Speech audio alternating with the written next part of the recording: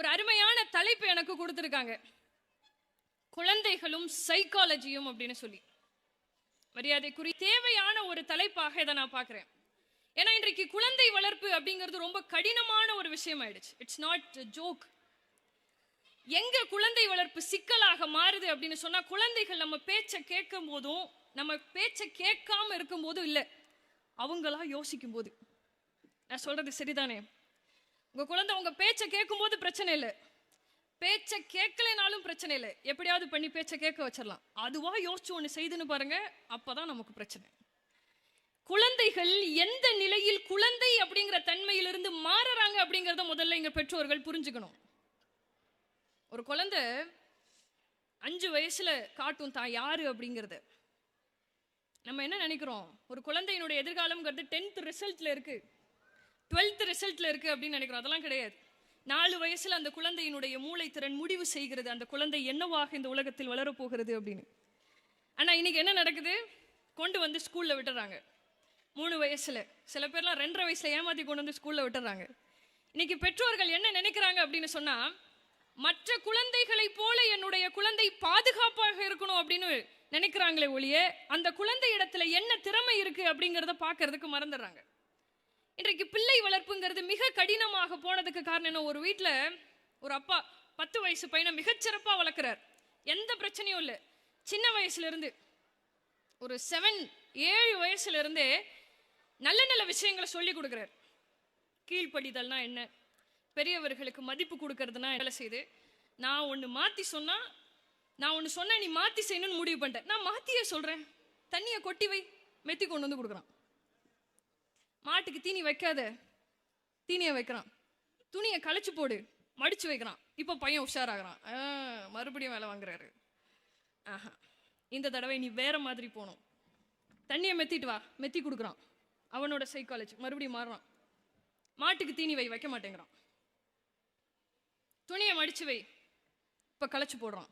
அப்பாவுக்கு ஒன்றும் புரியல, உன்னை செய்யறான், உன்னை செய்ய மாட்டேங்கிறான். அப்பா மிரண்டுறார், இவனுக்கு ஏதோ ஆயிடுச்சு, கூப்பிட்டு பேசுவோன்னு உட்கார வைக்கிறார். வந்து உட்காந்துடுறான்.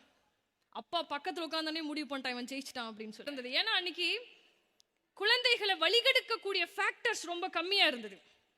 அதிகபட்சம் அப்படின்னா கூட படிக்கிற பையனால கெட்டு போவாங்க. ஆனா இன்னைக்கு அப்படி இல்லை, கையிலேயே கொடுத்து வச்சிருக்கீங்க உங்க குழந்தை கெட்டு போறதுக்கு எல்லா. ஆனா இன்னைக்கு அப்படி இல்லை, கையிலேயே கொடுத்து வச்சிருக்கீங்க உங்க குழந்தை கெட்டு போறதுக்கு எல்லா விஷயத்தையும் உள்ள.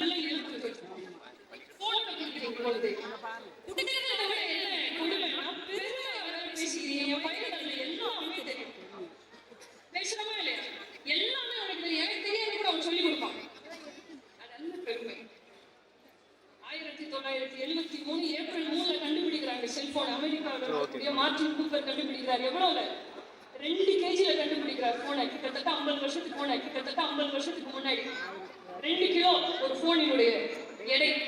இன்னைக்கு 200 கிராம்ஸ் சுருக்கிட்டாங்க போனை. உலகமே கைக்குள்ள இருக்கு. வீட்டுக்குள்ள உட்காந்துட்டு உலகத்தையே பார்க்கணும். சமைக்கலாம், சாப்பாடு ஆர்டர் பண்ணலாம், குழந்தைக்கு சொல்லி கொடுக்கலாம், குழந்தை அதுல இருந்து கத்துக்கலாம். நல்ல விஷயங்கள் இருக்கதான் செய்யறது, எந்த மாற்றமும் கிடையாது.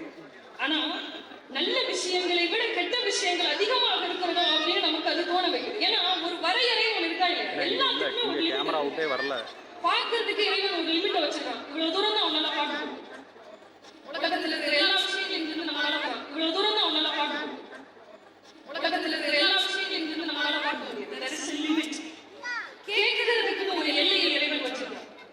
80 டெசிபல் மேல இருக்கக்கூடிய ஓசைகளை நம்மளால கேட்க முடியாது. 0க்கு கீழே இருக்கக்கூடிய டெசிபிளை நம்மளால கேட்க முடியாது. இறைவனுடைய படைப்பு அப்படித்தானே, எல்லாத்துக்கும் ஒரு லிமிட் இருக்கு. இன்றைக்கு குழந்தைகள் கற்றுக்கொள்ளக்கூடிய விஷயத்திற்கு லிமிட்டே இல்லாம போயிட்டு இருக்கு. வயதுக்கு மீறி குழந்தைகள் சில விஷயங்களை தெரிஞ்சுக்கிறாங்க. உங்க கண்ட்ரோல்லே இருந்தாலும் உங்களால் அதை கண்ட்ரோல் பண்ண முடியல. என்ன செய்யறீங்க, சமைக்கும் போது உங்க குழந்தை உங்களை தொந்தரவு பண்ணக்கூடாதுங்கிறதுக்காக போனை கொடுத்து உட்கார வைக்கிறீங்க. உங்க குழந்தை ஒரு வயசு சேர்த்து சாப்பிடணுங்கிறதுக்காக போனை கொடுக்குறீங்க. எவ்வளவு பெரிய முட்டாள்தனம். 8 வயசு வரைக்கும் குழந்தைகளுக்கு போனை கொடுக்காதீங்க. யார் தெரியுமா சிறந்த பெற்றோர்? இந்த மாதிரி என் குழந்தைக்கு எல்லாமே தெரியும், அவனுக்கு போன்னா எல்லாமே தெரியும்னு இல்லை பேசக்கூடாது. இனிமேல்லாம் பெருமை அப்படி பேசக்கூடாது. 8 வயசு வரைக்கும் என் குழந்தைகிட்ட நான் போனவே கொடுக்காம வளர்த்துறேன்னு உங்களால சொல்ல முடிஞ்சதுன்னா அதுதான் பெருமை. என்ன ஆகுது தெரியுமா, குழந்தைகள் அவர்களுடைய ஞாபக சக்தியை இழக்கிறாங்க. கண்டிப்பாக சின்ன வயசுலேயே உங்களுடைய குழந்தைக்கு நீங்க போனை கொடுக்குறீங்க அப்படின்னு சொன்னா அவங்களுக்கு ஞாபக சக்தி கம்மியாகும். நிறைய டாக்டர் சொல்லக்கூடிய கம்ப்ளைண்ட், குழந்தைகளுக்கு இன்றைக்கு பேச்சு வர்றதில்லை. 2-3 வயசானாலும் இன்றைக்கு குழந்தைகள் பேசுறதில்லை. காரணம் அந்த மொபைல் ஃபோன் தான். மன அழுத்தத்தோடு குழந்தைகள் இருக்கிறதாக ஆய்வுகள் சொல்லப்படுது. உலகத்திலே 5.60 பில்லியன் மொபைல் ஃபோன்ஸ் இருக்கு. சார், ஆச்சரியப்படுற விஷயம் என்ன தெரியுமா? 1 பில்லியன் ஃபோன் இந்தியாவில் மட்டும் இருக்கு. கிட்டத்தட்ட 100 கோடி 140 கோடி மக்கள் தொகை இருக்கக்கூடிய இந்திய நாட்டில் 100 கோடி பேர் போனை வச்சிருக்கிறோம். 90% மாணவர்கள் அப்படின்னு ஆய்வு சொல்லுது. 90% பேரும் சோசியல் மீடியாவை யூஸ் பண்றோம். குழந்தைகள் வழி தவறி போய்கிட்டு இருக்காங்க. இன்னைக்கு பெற்றோர்கள் குழந்தைகளை எந்தெந்த வகையில் அணுகிறீங்க? 3 வகையில தான் குழந்தைகளுக்கும் பெற்றோர்களுக்குமான அந்த கனெக்ஷன். 1 திட்டுறீங்க, இன்னொன்னு திருத்துறீங்க, 3வது விஷயம் என்ன? கட்டுப்படுத்துறீங்க. கற்றுக் கொடுக்குறீங்களா? எத்தனை பெற்றோர்கள் பிள்ளைகளுக்கு கற்றுக் கொடுக்குறாங்க? தப்பு செய்யும் போது திட்டுறது, அப்படியே தப்பு செஞ்சுட்டு வந்தா திருத்துறதுக்கும் முயற்சி பண்றீங்க, இல்ல தப்பே செய்ய விடாம கட்டுப்படுத்தி வச்சுக்கிறீங்க. கற்றல் அப்படின்னு ஒரு விஷயம் இருக்கு இல்லையா? இந்த மாதிரி ஹில்வியூ மாதிரி ஒரு நல்ல பள்ளியில உங்களுடைய குழந்தைகளை சேர்ப்பதோடு அல்ல உங்களுடைய பணி. இவங்கெல்லாம் 30% தான் உங்க குழந்தைகளை கொண்டு வர முடியும். 70% பொறுப்பு பெற்றோர்களிடத்தில் இருக்கிறது. இந்த ஸ்கூல் என்ன தெரியுமா பண்ணும்? ஃபினான்ஷியலா ஒரு பையனை ரெடி பண்ணும், அவனை சம்பாதிக்க வச்சிடும் சார் ஸ்கூல். அவனை அதுக்காக ரெடி பண்ணிடுவாங்க. நல்ல ஒழுக்கத்தை யார் சொல்லிக் கொடுக்கணும்? யார் சொல்லிக் கொடுக்கணும்? பெற்றோர்கள் தான் சொல்லிக் கொடுக்கணும். ஏன்னா அவன்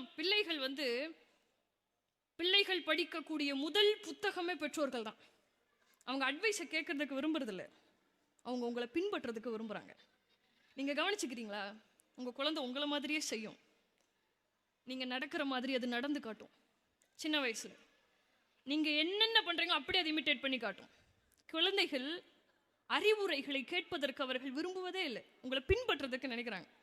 ஒரு பார்க்கில் ஒரு அம்மா தன்னோட 5th ஸ்டாண்டர்ட் படிக்கக்கூடிய மகளை கூட்டிட்டு வாக்கிங் போறாங்க. கொஞ்ச நேரம் அந்த குழந்தைய விளையாட விடுறாங்க. ஒரு சேர் ஒன்று இருக்கு, கொண்டு வந்து குழந்தைய உட்கார வச்சுட்டு பக்கத்தில் அவங்களும் உட்காந்து ஹேண்ட்பேக்ல இருந்து ஒரு புக் எடுத்து படிக்க ஆரம்பிக்கிறாங்க. கொஞ்ச நேரத்தில் குழந்தை அதோட ஸ்கூல் பேக்ல இருந்து புக் எடுத்து படிக்க ஆரம்பிக்குது. 1 நாள் இல்லை, 2 நாள் இல்லை, 1 வாரமா இந்த காட்சியை பார்க்கில் இருக்கக்கூடிய இன்னொருவர் பார்க்க. விளையாடக்கூடிய ஒரு குழந்தை பார்க்குக்குள்ள உட்கார்ந்து புக்கு படிக்குதுன்னா எவ்வளவு பெரிய விஷயம். அம்மாவை பார்த்து அவருக்கு ஆச்சரியமா இருக்குது. எப்படிமா, எப்படி இப்படி வளைச்சு குழந்தைய நீங்க கொண்டு வந்தீங்க? அந்த அம்மா அதுக்கு இப்படி சொல்றாங்க, நான் எதுவும் செய்யலையே, நான் என்ன செய்யறேனோ அதை பார்த்து அவ செய்யறா. பிள்ளைகள் பின்பற்ற நினைக்கிறார்கள், அவங்களுக்கு அட்வைஸ்லாம் தேவையில்லை. ஒரு வீட்டில் ஒரு பூனை ஒன்று வாங்கினாங்களாம். பூனை முதல் நாள் வீட்டுக்குள்ள வருது. வந்தவொடனே அப்படியே வீட்டை அப்படியே ஒரு நோட்டம் விடுது. நோட்டம் விட்டுட்டு என்ன பண்ணுது? நேராக சோஃபாவில் போய் புரண்டி வைக்குது. சோஃபா ரொம்ப காஸ்ட்லியான சோஃபா. பூனையை கொண்டு போய் வெளியில் விட்டுறாங்க. கொஞ்ச நேரத்தில் மறுபடியும் பூனை உள்ளே வருது, எல்லாத்தையும் பார்க்குது, விளையாடுது, மறுபடியும் சோஃபாவில் உட்காந்து புரண்டுது, கொண்டு போய் வெளியில் விடுறாங்க. 4 வருஷம் அந்த வீட்டில் அந்த பூனை. இப்போ எப்படி மாறிடுச்சு அப்படின்னு சொன்னா, பூனைக்கு வெளியில போகணும்னு வைங்களேன், போய் சோஃபாவில் உட்காந்து புரண்ட ஆரம்பிக்குது. இது எதுக்காக சொல்றேன்னா, குழந்தைகளும் இப்படிப்பட்டவர்கள் தான். அவங்களுக்கு நீங்க சொல்லி கொடுக்கக்கூடிய விஷயங்களை நேர்த்தியாக சொல்லி கொடுக்கலன்னா அவங்க மாத்தி புரிஞ்சுக்குவாங்க. அவர்கள் குழந்தைகள், அவங்களுக்கு விஷயம் கிடைக்காது. அது அப்படி கட்டத்தில் ஒரு குழந்தை கையில கிடைச்ச உடனே உலகத்தில் இருக்கக்கூடிய ஒட்டுமொத்த சந்தோஷமும் உங்களுக்கு கிடைச்சதா உங்களுக்கு தோணும். ஒரு வயசுல எதுக்கு தான் பெத்தேன்னு தோணுமா இல்லையா? தோண வச்சிரும். குழந்தை வளர்ப்பு அப்படிங்கிறது சாதாரணமான விஷயம் கிடையாது. ஒன்றும் இல்லை, காயத்ரி, நளினின்னு ஒரு 2 நெய்பர்ஸ் இருக்கிறாங்கன்னு வச்சுக்குவோம். 3வது நெய்பரா வருண்னு ஒருத்தர் இருக்கார், நிறைய முடி வச்சிருக்கார். நளினியும் காயத்ரியும் இப்படி பேசிக்கிறாங்க. என்ன இவன் ஆம்பளை இவ்வளவு முடிய வளர்த்தி வச்சிருக்கான்? காயத்ரியோட குழந்தை கேட்டுக்கிட்டு இருக்கா பேசிக்கிறத, வருணை பத்தி தப்பா பேசிக்கிறத கேட்டுக்கிட்டு இருக்கா. அடுத்த நாள் வருண் காயத்ரி வீட்டுக்கு வரான். இப்போ காயத்ரி என்ன சொல்றா? சார், வருண் சார், உங்க ஹேர் ஸ்டைல் ரொம்ப அழகா இருக்கு. குழந்தை பார்க்குறா. இப்போ அந்த குழந்தை எதை கற்றுக்கும்? ஒருத்தரை பார்த்தா காம்ப்ளிமெண்ட் கொடுக்கணும்னு கற்றுக்குமா? காம்ப்ளிமெண்ட் கொடுக்கணும்னு கற்றுக்குமா? ஒருவர் இல்லாத நிலையில் ஒருவரை பற்றி என்ன வேணாலும் பேசலாம், பொய் பேசலாம். அவங்கள ஏற்றுக்கொள்கிறார்கள். என்னத்தை நீங்கள் சொல்லி கொடுத்துட்டீங்க? சுத்தமாக இருக்கிறதுக்கு சொல்லி கொடுத்துட்டதா நீங்கள் நினைக்கலாம். ஆனால் அவளுக்கு எப்படி தெரியுமா புரியும்? அந்த குழந்தைக்கு எப்படி தெரியுமா புரியும்? வலிமையானவர்கள் வலிமை இல்லாதவர்களை தாக்கலாம் அப்படிங்கிறது அந்த குழந்தை தெரிஞ்சுக்குவா. வலிமை படைத்தவர்கள் எதை சொன்னாலும் பலவீனமானவர்கள் அதை அப்படியே நடக்கணும் அப்படிங்கிறத அந்த குழந்தை கத்துக்கும். சொல்லிக் கொடுக்கக்கூடிய விதம் மாறுகிற பொழுது புரிஞ்சுக்கக்கூடிய விதமும் மாறிடும். 3 மணிக்கு ஒரு இடத்துக்கு போகணும், டைம் மேனேஜ்மெண்ட்டை உங்களுடைய குழந்தைகளுக்கு சொல்லிக் கொடுக்கணும்னு நீங்க நினைச்சு வேகமா கூட்டிட்டு போயிட்டு இருக்கீங்க. இடையில ஒரு ஆக்சிடென்ட் நடக்குது, வண்டியை நிறுத்திட்டு அங்க ஆபத்துல இருக்கிறாரு இல்லையா, ஆக்சிடென்ட் ஆன அந்த நபருக்கு நீங்க உதவி பண்றீங்க. குழந்தை அதை பார்க்குறா. இப்போ உங்களுக்கு மனசுக்குள்ள என்ன தோணுச்சு? நேரம் தவறாமைய கற்றுக் கொடுக்கலாம்னு நினைச்சோம், முடியாம போயிடுச்சு. இங்க குழந்தை என்ன தெரியுமா கத்துக்குவா? என்ன வேலை இருந்தாலும் சரி, இந்த உலகத்துல எப்படிப்பட்ட வேலை இருந்தாலும் சரி, ஆபத்தில் ஒருவர் இருக்கிற பொழுது அவர்களுக்கு நிச்சயமாக நாம உதவணும் அப்படிங்கிறத குழந்தைகள் கற்றுக்கொள்வார்கள். நீங்க எப்படி சொல்லி கொடுக்குறீங்கிறதுல தான் இருக்கு. நான் மீண்டும் சொல்லுகிறேன், குழந்தைகள் அறிவுரைகளை கேட்பதற்கு விரும்புவதில்லை, மாறாக அவர்கள் அதை பின்பற்றுகிறார்கள். உங்களை பார்த்து அவங்க அதை கத்துக்கிறாங்க. நல்ல நல்ல பண்புகளை குழந்தைகளுக்கு சொல்லிக் கொடுங்க, நல்ல ஒழுக்கத்தை சொல்லிக் கொடுங்க. நீங்க நல்ல ஒழுக்கத்தை சொல்லிக் கொடுக்கறதுனால என்ன ஆகும் தெரியுமா? உங்க குழந்தைக்கு நீங்க நல்ல ஒழுக்கத்தை சொல்லிக் கொடுக்கறனால ஒரு சமுதாயமே உயரும், ஒரு சமுதாயத்திலே ஒரு மறுமலர்ச்சி ஏற்படும். சாதாரண விஷயம் இல்லைங்க. அது எப்படி என் குழந்தைக்கு நான் சொல்லிக் கொடுக்கக்கூடிய நல்லொழுக்கம் ஒரு சமுதாயத்தை உயர்த்தலாம் அப்படின்னு நீங்க நினைப்பீங்க? நான் சொல்லக்கூடிய இந்த விஷயத்தை கேளுங்க, அப்ப நீங்களே சொல்லுங்க. நல்ல ஒழுக்கத்தை குழந்தைக்கு கொடுத்தா இந்த சமுதாயம் உயருமா உயராதாங்கிறத நீங்களே சொல்லுங்க. ஒரு சின்ன பையன் 3rd ஸ்டாண்டர்ட் படிக்கிறான். வீட்டில் அந்த பையனுக்கு ஒரு நல்ல ஒழுக்கத்தை, எல்லாரும் ஹாப்பி, அவனும் ஹாப்பி. ஒரு period, second period, interval period கூட இருக்கக்கூடிய 4 பசங்களுக்கும் கொடுக்குறான். Routine second period, interval period கூட இருக்கக்கூடிய 4 பசங்களுக்கும் கொடுக்குறான். ரொட்டீன் இதுதான். ஐஸ்கிரீம் வாங்கியாச்சு, இதுதான் ஐஸ்கிரீம் வாங்கியாச்சு. கூட இருந்தான் இல்லையா, 4 பேர் பிரிச்சு உடனே வாயில வச்சுட்டான். குழந்தை கூட இருந்தான் இல்லையா, 4 பேர் பிரிச்சு உடனே வாயில வச்சுட்டான். குழந்தைகள் தானே, உடனே பிரிச்சு வாயில வச்சிருவாங்க. காசு கொடுக்கக்கூடிய அந்த சின்ன பையன் என்ன பண்றான்? காசை தேடுறான். ஐஸ்கிரீமை பிரிக்காம வச்சிருக்கான், காசை தேடுறான், காசை எடுத்துட்டு வரல. ஐஸ்கிரீமை பிரிக்காம வச்சிருக்கான், காசை தேடுறான், காசை எடுத்துட்டு வரல. வேக்க ஆரம்பிக்குது அவனுக்கு. இவனுக்கெல்லாம் எடுத்து சாப்பிட ஆரம்பிச்சிட்டானே. என்ன பண்ண முடியும்? ஒன்றும் பண்ண முடியாது. பயம், தொண்டையெல்லாம் அடைக்குது. ஐஸ்கிரீம் காரர்கிட்ட பேசுறதுக்கு, அங்கிள் மறந்துட்டேனா, இப்போ காசு எடுத்துட்டு வரல, நான் ஏன் ஐஸ்கிரீம் எங்கேயே வச்சுறேன், நான் சாப்பிடல இப்போ அப்படின்னு கேட்குறான். ஐஸ்கிரீம் காரர் ரொம்ப நல்ல மனுஷன். பரவாயில்லப்பா, எவ்வளோ நாளாக என்கிட்ட நீ ஐஸ்கிரீம் வாங்குற, ஒன்றும் பிரச்சனை இல்லை, எடுத்துட்டு போ, இதையும் நீ வச்சுக்க, நாளைக்கு கொண்டு வந்து கொடு அப்படின்னு சொல்லிடுறாரு. இவனுக்கு தூக்கமே வரல. அன்னைக்கு நாள் முழுக்க அவனால தூங்கவே முடியல அந்த சின்ன பையனால. வீட்டுக்கு போனவன்னு என்ன பண்றான்? முதல்ல அடுத்த நாள் காசு கொடுக்கணும் இல்லையா, அதை எடுத்து முன்னாடியே நாளைக்கு போடக்கூடிய யூனிஃபார்ம்ல எடுத்து வச்சிடறான். நைட்டெல்லாம் தூக்கம் வரல. அடுத்த நாள் ஸ்கூலுக்கு வந்தாச்சு. ஃபர்ஸ்ட் பீரியட்ல லிசன் பண்ண முடியல கிளாஸை, செகண்ட் பீரியட்லயும் லிசன் பண்ண முடியல. ரொம்ப கஷ்டப்படுறான். பெல் அடிச்சோன்னு வேகமா ஓடி போய் கதவை அப்படி கேட்டை பார்த்துக்கிட்டே இருக்கிறான். ஐஸ்கிரீம் காரர் வருவாரா? வரலையே. மனசெல்லாம் ஒரு மாதிரி ஆயிடுச்சு. சரி, அடுத்த நாள், அதுக்கடுத்த நாள், ஒரு வாரம் ஆச்சு. ஐஸ்கிரீம் காரரை காணோம். போய் வாட்ச்மேன் கிட்ட விசாரிக்கிறான். ஏன், ஒய், எதனால வரல? வாட்ச்மேன் சொல்லிடுறாரு, மழை காலம் வருதுப்பா, ஐஸ்கிரீம் காரெல்லாம் உள்ள வரக்கூடாதுன்னு கேம்பஸ்ல சொல்லி நிறுத்திட்டாங்க. மேனேஜ்மெண்ட்டோட உத்தரவு, இனிமேல் ஐஸ்கிரீம் காரர் வரமாட்டார். காசு அப்படியே வச்சிருக்கிறார். ஆனா மனசுக்குள்ள எண்ணி வெளிநாட்டுக்கெல்லாம் போய் படிச்சுட்டு வந்துடுறாரு. படிச்சுட்டு வந்து ஃபாரின்லாம் போயிட்டு ஊருக்கு வந்தா ஊர் ரொம்ப அழகா தெரியும் இல்லையா, ஊர் அப்படியே ரசிச்சு கார்ல போய்கிட்டே இருக்காரு. ஒரு பாலத்தில் உட்காந்து அப்படியே இயற்கையை ரசிச்சுக்கிட்டு இருக்கும்போது ஐஸ் வண்டி சத்தம் கேட்குது. அதே சத்தம் பார்த்தா அதே ஐஸ்காரர் வயசான தோற்றத்தில் இருக்கிறார். சந்தோஷம் தாங்கல, ஞாபகம் வச்சிருக்கிறாரு இன்னும் அந்த இளைஞர். அந்த 3000 ரூபாய் பேக்கெட்ல இருக்கிற மொத்த காசையும் எடுத்து கையில வச்சாச்சு. போய் அவர் முன்னாடி நிற்கிறார். என்ன தெரியுதா, நான் சின்ன பையனா இருக்கும்போது நீங்க தான் எனக்கு ஐஸ்கிரீம் கொடுப்பீங்க. ஒரு நாள் இப்படிதான் உங்களுக்கு நான் காசை கொடுக்கணும், நீங்க அதுக்கப்புறம் வரவே இல்லை, இந்த பிடிங்க காசை வச்சுக்கோங்க. அவருக்கு ஒண்ணுமே புரியல. எத்தனை குழந்தைகளை பார்த்துருப்பாரு, யாருப்பா நீ, எது அப்படின்னு ஒன்றும் தெரியல. கை நிறைய காசு இருக்கிறத மொத்தையும் எடுத்து கொடுத்துறாரு. அந்த இளைஞர் வாங்கிக்கிட்டு அவருக்கு ஒரே அழுக. இப்போ அவர் எதுக்கு வந்திருக்காரு? பொண்டாட்டிக்கு உடம்பு முடியல, முடிஞ்ச அளவு வியாபாரம் பார்த்துட்டு பெரிய அளவில் காசு கிடைக்கல. சோகத்தோட வீட்டுக்கு போயிட்டு இருக்கும்போது இந்த சம்பவம் நடக்குது. அதை அந்த இளைஞர் இடத்துல அவர் சொல்லுகிறார். என் மனைவிக்கு உடம்பு முடியல, எப்படி நான் பணத்தை ரெடி பண்ணுறதுன்னு நினைக்கிற நேரத்தில் நீ கொண்டு வந்து கொடுத்த, இவ்வளவு பணம் எனக்கு வேண்டாம், எனக்கு தேவையானதை எடுத்துட்டு மிச்சத்தை நான் உனக்கே கொடுத்துறேன். இல்லை, இது உங்களுக்கு சேர வேண்டியதான் வைங்க. எவ்வளவு பெரிய மனசு இல்லையா? உங்களுக்கு சேர வேண்டியதான் வைங்க. அப்படின்னு சொல்லி கொடுத்துட்றார். அவர் கண்ணில் தெரிஞ்ச அந்த சந்தோஷம் அந்த இளைஞனுக்குள்ள ஏதோ ஒன்று பண்ணுதுங்க. அடுத்து யார் உதவின்னு கேட்டு வந்தாலும் சரி அவர் இல்லைன்னு மறுக்க மாட்டார். நிறைய பேருக்கு உதவி செய்கிறார். தேவைன்னு வர்றவங்களுக்கு வெறுங்கையோடு அவர் அனுப்புறதே இல்லை. மருத்துவ உதவியாக இருக்கட்டும், குடும்பத்தில் பிரச்சனை என்னவாக இருந்தாலும் அடுத்தடுத்து உதவிகளை செஞ்சுக்கிட்டே இருக்கார். அது வளர்ந்து வளர்ந்து ஒரு கட்டத்தில் என்ன ஆகுது, ஒரு கிராமத்தையே தத்தெடுத்துறார். அங்கே இருக்கக்கூடியவங்களுக்கு வேலை வாய்ப்பை ஏற்படுத்தி கொடுக்குறார். பல நூறு மக்கள், பல நூறு குடும்பங்கள் இன்றைக்கு அவருடைய சேவை மனப்பான்மையால் வாழ்ந்துட்டு இருக்கு. அது வேற யாரும் இல்லை, பெருமதிப்பிற்கும் மரியாதைக்கும் உரிய சையது நவாஸ் அவர்கள் தான். அவங்க சின்ன வயசுல நீங்கள் கொடுக்கக்கூடிய அந்த நல்ல பண்பு அப்படிங்கிறது ஒரு சமுதாயத்தை மாற்றக்கூடிய ஒரு விஷயம். நம்மளாம் நினைப்போம் பணக்காரனா ஒரு லெவல்ல இருப்பான், கிட்ட கூட போக முடியாது. அவங்க ஒரு ஸ்டேட்டஸை மெயின்டைன் பண்ணுவாங்க, அவங்க கிட்டலாம் நம்ம போக முடியாது. இன்பம் துன்பம், விருப்பு வெறுப்பு, நல்லவன் கெட்டவன், அழகானவன் அழகு இல்லாதவன், பணக்காரன் ஏழை, இது எல்லாத்துக்கும் பின்னாடி இருக்கக்கூடிய ஒரே விஷயம் பணம் தான். பணம்னு ஒன்று வந்துச்சுன்னா மனுஷன் மாறிடுவான் அப்படின்னு நினைப்பாங்க. அப்படி கிடையாது. நல்ல ஒழுக்கம் அப்படின்னு ஒன்று இருந்தால் அவர்கள் எவ்வளவு பெரிய பணக்காரர்கள் ஆனாலும் சரி அவர்கள் மனிதர்களாக நடந்து கொள்வார்கள். அதற்கு மிகச்சிறந்த உதாரணமாக நான் அவரை பார்க்குறேன். நல்ல நல்ல பண்புகளை குழந்தைகளுக்கு சொல்லிக் கொடுங்க. சின்ன கையா இருக்கும்போது கொடுக்கறதுக்கு பழகிட்டீங்கன்னு சொன்னா பெரிய கையானாலும் அவன் கொடுப்பான். சின்ன கையில கொடுக்க பழகிட்டா பெரிய கையானாலும் அவர் கொடுப்பான். நீ கொடுத்தாதான் உனக்கு கிடைக்கும்னு குழந்தைகளுக்கு சொல்லிக் கொடுங்க.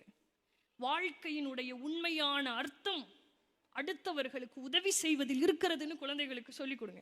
வாரியார் ஒரு தடவை இப்படிதான் மேடையில் நின்று பேசிக்கிட்டு இருக்கும்போது கழுத்து முழுக்க மாலை, ஒருத்தர் ஓடி வர்றார், மாலையோட ஓடி வர்றார் சார். அவரையும் பார்க்குறாரு, மாலையும் பார்க்குறாரு. அவர் கழுத்து முழுக்க மாலை, இதை போடவே முடியாது அந்த அளவுக்கு போட்டிருக்காரு. உடனே வாரியார் என்ன செய்யறாரு, அத்தனை மாலையை எடுத்து பக்கத்தில் இருக்கிறவருக்கு போட்டு விட்டு தலையை குனிஞ்சு இவர்கிட்ட மாலையை வாங்கிட்டாராம். வாங்கிட்டு இப்படி சொல்றார், நாம ஒருத்தனுக்கு கொடுத்தாதான் நமக்கு ஒருத்தன் கொடுப்பாரு அப்படின்னு சொன்னாங்களா. குழந்தைகளுக்கு அதை சொல்லிக் கொடுங்க. என்னவாக இருந்தாலும் சரி, பணமா இருக்கட்டும், பேரா இருக்கட்டும், புகழா இருக்கட்டும், டிரான்ஸ்ஃபர் பண்ணிக்கிட்டே இருக்கணும். நீங்க அதை ஒருத்தருக்கு ஒருத்தர் கடத்தும் போதுதான் இறைவன் அதை உங்களுக்கு கொடுத்துக்கிட்டே இருப்பான். வாழ்க்கையினுடைய உண்மையான அர்த்தம் என்னது, நம்ம கண்ணுக்கு தெரியாத ஒரு நபர், நமக்கு யாருன்னே தெரியாத ஒரு நபர் நம்மளால வாழ்ந்துட்டு இருக்கிறது தான் வாழ்க்கைக்கான உண்மையான அர்த்தம். இந்த உலகம் எப்படி வேணாலும் மாறி போகட்டுங்க, எப்படி வேணுமானாலும் இந்த உலகம் மாறுதல்களை சந்திக்கிட்டோம். குழந்தைகளுக்கு நல்ல விஷயங்களை மட்டும் சொல்லிக் கொடுங்க. இன்னைக்கெல்லாம் நமக்குள்ள ஒரு தாட் இருக்கு இல்லையா, நல்லவன்லாம் எங்க பொழைக்கிறான், ரொம்ப கஷ்டப்படுறான், இது இயல்பாக நாம் எல்லோரும் யோசிக்கக்கூடிய விஷயம். அப்படிலாம் கிடையாது. பொய் சொல்லுவதற்கு குழந்தைகளுக்கு கற்றுக் கொடுக்காதீங்க. பொய்ங்கிறது ஒரு மாதிரியான மேஜிக். சீக்கிரம் குழந்தைகள் அதை கத்துக்குவாங்க. ஆனா அது வெரி டேஞ்சரஸான ஒரு விஷயம். ஏன் அதை திருப்பி அவங்க உங்ககிட்டயே பயன்படுத்துவாங்க. ஒரு ஊர்ல ஒரு விவசாயி ஒருத்தர் இருந்தாராம். பெரிய சொத்து, பையன் வெள்ளந்தியா இருக்கான், ஒண்ணுமே தெரிய மாட்டேங்குதான், எந்த ஒரு பிடிப்புமே இல்லாம இருக்கான், பெரிய அளவுல அவனுக்கு நாலேஜே இல்லை. ஃப்ரெண்டு கிட்ட பேசுறான், அவ்வளோ சொத்து இருக்குடா, பையன் இப்படி இருக்கிறான், ஒண்ணுமே இல்லை அவனுக்கு மண்டையில, என்னடா பண்றது. அந்த கூமூட்டை ஃப்ரெண்ட் என்ன சொல்லி கொடுக்குறான், பொய் சொல்றதுக்கு கத்துக்கொடுறா பொழைச்சுக்குவான் அப்படின்னு சொல்லி. பொய் சொல்றதுக்கு கத்துக்கொடு பொழைச்சுக்குவான். அது எப்படிடா செய்யறது, விவசாயி கேட்கிறார். எவன் நல்லா பொய் சொல்றானோ அவன்கிட்ட போய் சேர்த்து விட்டுரு. Logic correct. யார் நல்லா பொய் சொல்றானோ அவனுக்கு தான் பொய் எப்படி சொல்றதுங்கிறது தெரியும். எல்லாருனாலையும் பொய் பேச முடியாது இல்லையா, நாளை பொய் பேசினா ஈஸியாக கண்டுபிடிச்சிடலாம். அவ்வளோ சீக்கிரம் இல்லை பொய் பேசுறதுங்கிறது, சாதாரண விஷயம் இல்லை. சில பேர்லாம் பேசுறத பார்த்தாலே தெரிஞ்சிடும் அவங்க பொய் பேசுறாங்கன்னு. சில பேர்லாம் நம்ப வச்சிருவான், அவன் உண்மைதான் பேசுறான் அப்படின்னு சொல்லிட்டு. பொய்யுமே ஒரு விதமான மேஜிக் தானே. இப்போ மேஜிக் மேன் கையிலிருந்து ஒரு பூவை எடுத்து கொடுக்குறாரு, நம்ம அதை பார்த்து வியக்கிறோம். பொய்யும் அப்படிதானே. நம்ம நினைக்காத நேரத்தில் நம்மளே ஒருத்தங்கிட்ட முட்டாளாகிறோம் அப்படின்னு சொன்னால் அதுவும் மேஜிக் தானே. இப்போ இந்த ஃப்ரெண்டு கிட்ட வந்து கேட்டாச்சு, யாரு பொய் சொல்றா அப்படின்னு தேடிக்கிட்டே இருக்கிறான். கரெக்டாக ஒரு குடிகாரன் வந்து நைட்டில் வந்து சத்தம் போட்டுக்கிட்டு இருக்கான், பொய்யா பேசுறான். குடிச்சிட்டு முடிவு பண்ணிட்டான், குரு கிடைச்சிட்டான், என் பையனுக்கு குரு கிடைச்சாச்சு. அடுத்த நாள் காலையில் குடிகாரன் வீட்டு வாசலில் போய் நின்னாச்சு, இங்கே பாருப்பா உனக்கு புண்ணியமாக போகும், என் பையனுக்கு ஒன்றை மாதிரியே கொஞ்சம் பொய் சொல்றதுக்கு நீ சொல்லி கொடுத்துட்டேன்னா அவன் பொழைச்சிக்குவான் அப்படின்னு சொல்லி. குடிகாரன் சிரிக்கிறாங்க, பாரு நான்லாம் குடிச்சாதான் பொய் பேசுவேன், இங்கெல்லாம் ஸ்டெடியா இருக்கையிலே பொய் பேசுறதுக்கு நிறைய பேர் இருக்காங்க, அவனை கண்டுபிடிச்சி சேர்த்தி விடு அப்படின்னு சொன்னான். யார் அப்படி, அதையும் நீயே சொல்லிட. குடிகாரன் கிட்ட விவசாயி விவரம் கேட்கிறாரு. நம்ம கிராம தலைவர் பொய்யா சொல்லி ஓட்டு வாங்கி உட்கார்ந்துருக்காரு இல்லையா, போ அங்க போய் சேர்த்து விடு, போறான் வெக்கமே இல்லாம கிராம தலைவர்கிட்ட. ஐயா, நீங்க பெரிய கிராம தலைவர், பெரிய பெரிய ஆப்ளிகேஷன்லாம் நான் எதுவும் கேட்க வரல, என் பையனுக்கு பொய் பேசுறது எப்படின்னு சொல்லி கொடுங்களேன். தலையை சொருகிறான், வெக்கமா இருக்கு அவனுக்கு அதை கேட்கல. இல்லையா, நான்லாம் என்ன கிராம தலைவர், எனக்கு மேலே பெரிய ஆளுகள்லாம் இருக்கிறாங்க, எனக்கு மேலே எத்தனை அமைச்சர்கள் இருக்கிறாங்க, போ அமைச்சர்கள்ட்ட சேர்த்தி விடு, எத்தனை ரோடு எத்தனை பாலம் இதெல்லாம் செய்கிறேன்னே சொல்லிட்டு செய்யாமல் எப்படி ஏமாத்திட்டு உட்காந்துருக்காங்க இல்லையா, அப்போ அவங்களுக்கு எவ்வளோ என்ன விட நல்லா போய் பேச தெரியும், போய் சேர்த்தி விடு. வெக்கமே இல்லாமல் இவன் கூட்டிகிட்டு போகிறான் அமைச்சர்கிட்ட. அமைச்சர்கள்லாம் கூனி கூறிடுறாங்க, ஐயோ என்ன இப்படிலாம் கேட்குறீங்க. ஆனாலும் அவங்க ஒரு லாஜிக்கான ஒரு விஷயத்த சொல்கிறாங்க, என்னப்பா நாங்கள் இத்தனை அமைச்சர்கள் இருக்கிறோம், எங்களுக்கு மேலே ஒருத்தர் இருக்கார் இல்லையா, நாங்கள் சொல்கிறதெல்லாம் அவர் சொல்கிறத தான் நாங்கள் செய்கிறோம், ஆனால் அவர் சொன்னார்னா அது சட்டமாகவே மாறும், போ கூட்டிகிட்டு போ அரசர்கிட்டன்னு சொல்கிறாங்க. கூட்டிகிட்டு போகிறான், அரசவைக்கே கூட்டிகிட்டு போகிறான். அரசர் முன்னாடி நின்று அங்கங்க தேடி கடைசியில் பெரிய பொய் சொல்லக்கூடிய உங்களை நான் கண்டுபிடிச்சிட்டேன், எப்படியாவது என் பையனுக்கு சொல்லி கொடுங்களேன். அவரும் வெக்கப்படுறாரு, என்னப்பா இப்படி கேட்டுட்டேன், இதெல்லாம் தொழில் ரகசியம், இதெல்லாம் வெளியில் சொன்னால் அதுக்கப்புறம் நான் அவ்வளவுதான் அரசராக இருக்க முடியாது அப்படின்னு சொல்கிறார். இப்போ நான் அரசராக இருக்கேன்னா எனக்கு பின்னாடி ஒருத்தன் நின்று எனக்கு சொல்லி கொடுப்பான் இல்லையா, அந்த ஆள் யாருங்கிறத உனக்கு நான் சொல்கிறேன், அங்கே போய் கற்றுக்க. அவங்களெல்லாம் கைட் பண்ணுறதுக்கு அறிஞர்கள் ஞானிகள்லாம் இருப்பாங்க இல்லையா, அந்த ஒரு ஞானியோட அட்ரஸை கொடுத்து அனுப்பிச்சு வைக்கிறார். பொய் பேசுறத கற்றுக் கொடுக்கறதுக்காக கூட்டிட்டு போறான் ஞானி கிட்ட பையனை. ஞானி அழகா ஒரு விஷயத்த சொல்றாரு, கசகசன்லாம் இல்லை, ஒரே ஒரு வார்த்தை எல்லாரும் ஆஃப் ஆயிடுவாங்க, உலகத்திலே சிறந்த பொய் அதுதான், அதை ஒன்றை மட்டும் சொல்லி கொடுத்துட்டேன்னா உலகத்திலே மிகச்சிறந்த பொய் அதுதான்னு சொல்றாரு. வாயவே பார்த்துக்கிட்டு நின்று இருக்காங்க எல்லாரும். விவசாயி ப்ளீஸ் சொல்லிடுங்க, அது என்னன்னு சொல்லிடுங்க, அதை தெரிஞ்சுக்கிட்டாவது இவன் பொழைச்சிக்கிட்டோம். இப்போ ஞானி சொல்றார், நீ என்ன வேணா பேசு, உனக்கு தோன்றதெல்லாம் பேசு, பேசி முடிச்சுட்டு கடைசியில் அதை சொன்னா உலகமே நம்பிடும். அப்படி என்ன வார்த்தை, இறைவன் மீது ஆணையாக கடவுள் சத்தியமானு சொல்லிடு, எல்லாரும் நம்பிடுவாங்க. சொல்லக்கூடிய அதிகபட்ச பொய் அதுதானே சத்தியம் அப்படின்னு சொல்லிட்டு அதோட ஆஃப். குழந்தைங்க முன்னாடி சத்தியம் பண்ணாதீங்க, அது பெரிய பாவம்னு குழந்தைகளுக்கு சொல்லிக் கொடுங்க. மிகப்பெரிய எக்ஸ்கியூஸ் இல்லையா அது. குழந்தைகள் அதை கற்றுக்கிட்டாங்க அப்படின்னு சொன்னால் கடைசியில் அது நம்மகிட்டே வரும், சத்தியமாக நான் பண்ணலாமா அப்படின்னு சொல்லுவான், இறைவன் சாட்சியாக நான் அதை செய்யவே இல்லை அப்படின்னு சொல்லுவான். பொய் குழந்தைகளினுடைய ஆற்றலை குறைச்சிரும். ஒரு வயசுக்கு மேலே அதை நீங்கள் என்னெல்லாம் சொல்கிறீங்க, சாமர்த்தியம்னு சொல்கிறாங்க. இன்னும் சில பேர் தொழிலதிபர்கள் அதை தொழில் தர்மம்னு சொல்லுவாங்க. எல்லாருக்கும் சொல்ல தெரியாது இல்லையா, பொய் அப்படிங்கிறது தொழில் தர்மம், சாமர்த்தியம், திறமை, அது என்ன வேணாலும் சொல்லலாம், அது தப்பு தான். அதை குழந்தைகளுக்கு எந்த நிலையிலும் சொல்லி கொடுக்காதீங்க. இந்த உலகத்தில் பொய் பேசுகிறவன், திருடுறவன், அடுத்தவங்களை கஷ்டப்படுத்துறவன் தான் நல்லா இருப்பான் அப்படிங்கிற ஒரு லாஜிக்கை எந்த நிலையிலும் குழந்தைகளுடைய மனசில் விதைக்காதீங்க. அப்படிலாம் கிடையாது. நல்லவர்கள் இந்த உலகத்தில் நல்லவர்களுக்குன்னு ஒரு மரியாதை இருக்கு. நல்ல பண்புகளோடு இருக்கக்கூடியவர்களை தேடி எல்லா விஷயங்களும் வரும், அதுல எந்த மாற்று கருத்துமே கிடையாது. குழந்தைகளுக்கு அப்படி ஒரு போலியான விஷயத்தை விதைக்காதீங்க. என்ன வேணா இந்த உலகம் சொல்லட்டும், நெகட்டிவா 1000 விஷயம் பேசட்டும், பாசிட்டிவான விஷயங்களை மட்டும் குழந்தைகளுக்கு சொல்லிக் கொடுங்க. நல்ல பண்புகள் இருக்கக்கூடியவர்களை தேடி வரும் பொறுப்புகளும் பதவிகளும். அமெரிக்கால கிட்டத்தட்ட 80 வருஷத்துக்கு முன்னாடி நடந்த ஒரு நிகழ்வு. ஒரு பெரிய ஹோட்டலுங்க, சரியான மழை பெய்யுது. 2 வயசானவங்க குதிரை வண்டியில வராங்க, ஹோட்டலுக்கு முன்னாடி நிக்கிறாங்க, மழையில் அப்படியே நனைஞ்சிடறாங்க. உள்ள போறாங்க ஹோட்டலுக்குள்ள. ரிசப்ஷன்ல ஒருத்தர் உட்கார்ந்து இருக்கிறார். ரூம் இருக்கான்னு இந்த பெரியவர் கேட்கிறார், இல்லைன்னு சொல்லிடுறாங்க. வயசான தம்பதிகள் 2 பேர். இல்ல நீங்க வேற எங்கேயாவது கேட்டு பாருங்க, ஏன்னா அந்த நேரத்துல அந்த ஊர்ல மாநாடு ஒண்ணு நடக்குது. எல்லா ரூமும் ஃபில், எங்க போனாலும் உங்களுக்கு ரூம் கிடைக்காது. ஓடி வரார் மேனேஜர் ஒருத்தர், பார்க்கறதுக்கு பாவமா இருக்கு, வயசானவங்க நினைஞ்சு போயிருக்காங்க. பொறுமையா கேட்கிறார், உங்களுக்கு பிரச்சனை இல்லைன்னா என்னோட அறையில நீங்க தங்கிக்கிறீங்களா? இல்லப்பா பரவாயில்ல, உனக்குன்னு ஒரு அறை இருக்கு, அது உனக்கு தேவைப்படக்கூடியது, எங்களுக்கு வேணா, நீ கேட்டதே சந்தோஷம் அப்படின்னு அந்த பெரியவர் சொல்றாரு. இல்ல வயசானவங்களா இருக்கீங்க, மழை வேற பெய்யுது, சுத்து வட்டாரத்துல எந்த ஹோட்டலையும் ரூம் கிடையாது, கொஞ்சம் வெயிட் பண்ணீங்கன்னா கிளீன் பண்ணி உங்களை நான் உள்ள அனுப்பிச்சிடுறேன்னு சொல்றாரு. நீங்க அதுக்காக எந்த பணமும் தர வேண்டாம்ங்கிறதையும் சொல்றாரு. அந்த பெரியவர் அந்த மேனேஜர் செய்யக்கூடிய எல்லா செயல்களையும் அப்படியே பார்த்துக்கிட்டே இருக்காரு.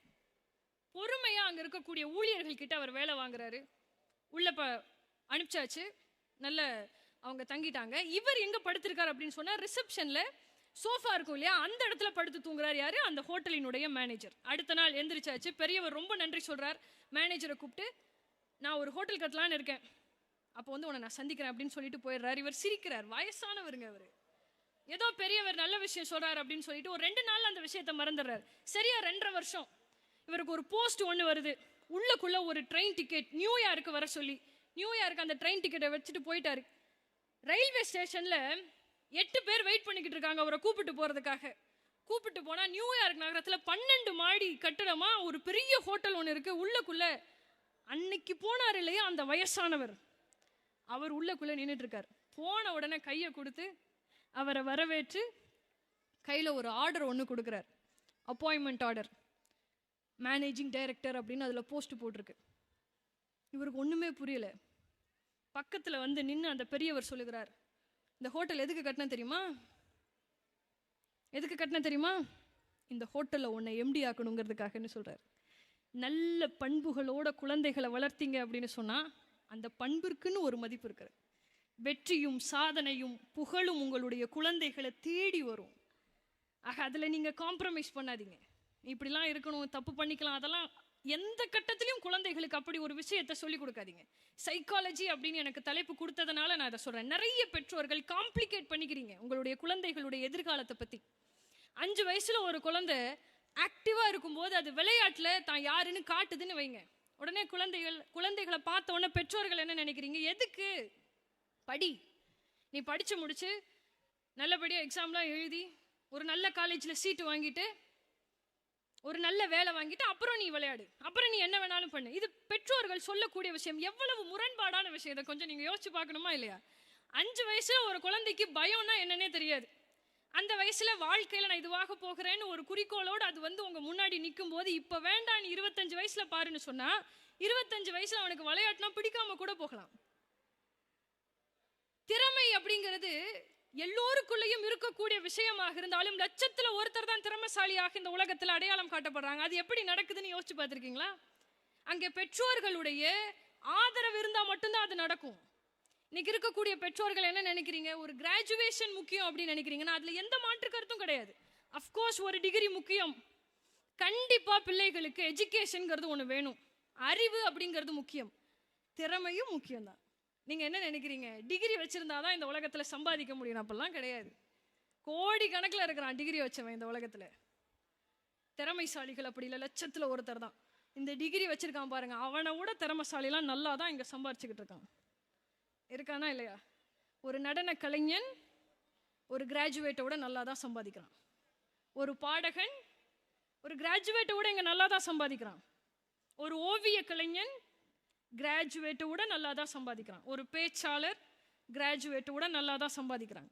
ஒரு விளையாட்டு வீரர் கிராஜுவேட்டை விட நல்லா தான் சம்பாதிக்கிறாங்க. இந்த விளையாட்டு வீரர்கள்லாம் எடுத்துக்கிட்டீங்கன்னு வைங்களேன், இப்போ இந்த நீங்கள் உருவாக்கணும்னு நினைக்கிறீங்க இல்லையா, டாக்டர்ஸ், இன்ஜினியர்ஸ், அவெல்லாம் வாழ்நாள் முழுக்க அவன் கஷ்டப்பட்டு சம்பாதிக்கிறத 3 நிமிஷம் ஆட்ல வாங்கிட்டு போயிடுவான் ஒரு விளையாட்டு வீரர். திறமைங்கிறது சாதாரண விஷயம் கிடையாதுங்க. குழந்தைகளை நீங்கள் எப்படி வேணாலும் மோல்டு பண்ணலாம் இந்த வயசில். இது ஆரம்ப பள்ளிங்கிறதுனால இதை நான் சொல்கிறேன். அந்த 10 வயசுக்குள்ள நீங்கள் என்ன நினைச்சாலும், நீங்கள் எப்படி நினைச்சாலும் உங்களுடைய குழந்தைகளை உங்கள் கண்ட்ரோலில் கொண்டு வர முடியும். ஏன்னா மனுஷனுடைய சைக்காலஜி அப்படிதான். இறைவன் படைப்பில் மனிதர்களை இறைவன் அப்படிதான் படைச்சிருக்கான். ஒரு நாய் ஒன்று, தினமும் அந்த நாய்க்கு சர்ச்சுக்கு முன்னாடி ஒரு எலும்பு துண்டு கிடைக்கும். ஒருவர் வந்து எலும்பு துண்டை போடுறார். இது என்ன டைமிங்கில் நடக்குது அப்படின்னா, நாய் வரும், ஒருவர் வருவார், எலும்பு துண்டை போடுவார். அந்த நேரத்தில் அந்த மாதா கோயிலிருந்து ஒரு பெல்லு ஒன்று அடிக்கும். இது யூஸ்வலாக நடக்கக்கூடிய விஷயம். நாய் வரும், அவர் எலும்பை போடுவார், பெல் அடிக்கும். 1 மாசத்துல என்ன ஆகுது? நாய் வந்துருச்சு, சர்ச்சும் அங்கே தான் இருக்கு, பெல்லும் அடிச்சிருச்சு, எலும்பு வரல. ஆனால் நாய்க்கு இப்போ எச்சி ஊறுது. நாய்க்கு இப்போ எச்சில் ஊறுது. அதுதான் குழந்தைகள். நீங்கள் ஒரு பேட்டர்ன் அமைச்சிருவீங்க இல்லையா, அந்த பேட்டர்னுக்குள்ள அவங்களால வாழ முடியும். அது இருந்தாலும் இல்லைனாலும் அதில் குழந்தைகள்னால வாழ முடியும். குழந்தைகள் அப்படிப்பட்ட மனோபாவம் கொண்டவர்கள். அந்த வயசுல நீங்க அவங்கள மாற்றணும் அப்படின்னு நினைச்சிட்டா கண்டிப்பா உங்களால மாற்ற முடியும். எப்படி வேணாலும் அவங்கள கொண்டு வர முடியும். பெற்றோர்கள் நல்ல ஒரு விஷயத்தை புரிஞ்சுக்கங்க. அரிஸ்டாட்டில படிக்கிறதுனால அரிஸ்டாட்டில் ஆயிட முடியாது. காந்தியை படிக்கிறதுனாலலாம் காந்தி ஆயிட முடியாது. மார்க் வேணா கிடைக்கும். நாம யாருங்கிறத நம்ம தெரிஞ்சுக்கும் போதுதான் வாழ்க்கையில ஜெயிக்க முடியும். குழந்தைகள் அவர்கள் யாரு அப்படிங்கிறத தெரிஞ்சுக்கிறதுக்கு அனுமதிங்க. மரியாதைக்குரிய சையத் நவாஸ் அவர்கள் முன்னாடி பேசும்போது சொன்னார் இல்லையா, குழந்தைகளாக கொடுங்க, தலைவர் தலைவிகளாக நாங்கள் அனுப்புகிறோன்னு சொல்லி. இந்த பள்ளி தயாராக இருக்கிறது, பெற்றோர்களும் அதுக்காக தயாராகுங்கள் என்று சொல்லி வாய்ப்பளித்த அனைவருக்கும் நன்றி கூறி விடைபெறுகிறேன். நன்றி. எல்லா புகழும் இறைவனுக்கே.